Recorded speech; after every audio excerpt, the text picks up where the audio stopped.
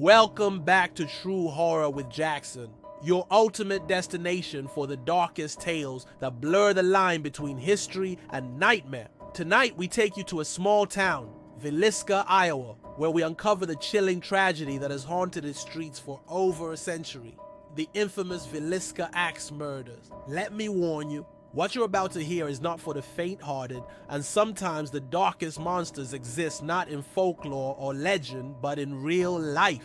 It's a warm summer evening, June 9, 1912. The Moore family, Joseph and Sarah, along with their 4 children, Herman, Catherine, Boyd, and Paul, are settling down for the night after a church event. They're a well-known and well-loved family in town. Joining them that night as guests are 2 neighborhood friends. They are the Stillinger sisters, Lena and Ina, young girls who asked permission to sleep over. In total, there are 8 happy residents in the Moore household, tucked away in their modest white-framed home on East 2nd Street. It's the kind of quiet small-town American nostalgia that feels safe, a place where everyone knows your name and your neighbors are like family. But the calm, wholesome image of this town is about to be savagely torn apart. In the deep stretches of the night, someone slips into the Moore residence unnoticed. Some speculate they entered through an unlocked back door. Others point to the possibility they were already inside, hiding in shadows before the lights went out. What we know for certain is that their intentions weren't simple burglary, that they brought an axe. This intruder begins their spree of unimaginable horror inside the master bedroom, where Joseph and Sarah lie asleep. With a single swing of the blade, life is stolen, and the quiet darkness turns into a silent massacre. The attacker doesn't hesitate. Noise echoes through the house, but no one awakens. Next, they move to each child's room one by one, systematically ending their lives with a brutality that defies human comprehension. By the time the murderer reaches the unsuspecting Stillinger sisters in the downstairs guest room, they're driven by something far more sadistic than rage. Lena Stillinger is found with defensive wounds on her arms and fingers, a grim indication that she woke in terror and tried futilely to fight back.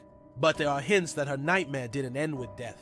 Her body shows signs of further desecration, a horrifying twist that suggests the killer was just intent on murder, but also violation. The attacker didn't simply butcher 8 souls and leave. After the killings, they wiped off the axe and covered the faces of the victims, as if in some grotesque mockery of remorse or a ritual. Then they placed a slab of bacon, a random and eerie token, next to the axe before vanishing into the night as quietly as they had entered. Morning arrives. On Villisca stirs to life, but the Moore household, silent. Neighbor Mary Peckham begins to grow concerned when no one emerges for morning chores or even to enjoy their usual routines. Hours pass, and finally Mary decides to check the house. The doors are locked, the blinds are drawn, and everything feels unsettlingly still. She calls for help, and local businessman Ross Moore, Joseph's brother, arrives to investigate. It's the revelation inside the house that transforms Villisca forever. The once safe town is torn asunder as the word spreads. The Moore family and their young guests have been brutally murdered, and an axe left bloody amid the carnage seems to hold all their secrets. Investigators, neighbors, and even reporters gather outside the home, their shock quickly replaced by outrage and fear. This is where the shadows of truth grow murkier. The investigation? A circus. The crime scene is compromised almost immediately as onlookers stampede through the house, contaminating evidence. Amateur detectives, self-proclaimed experts, and teams of journalists walk the floors, shoving aside any hope for systematic inquiry.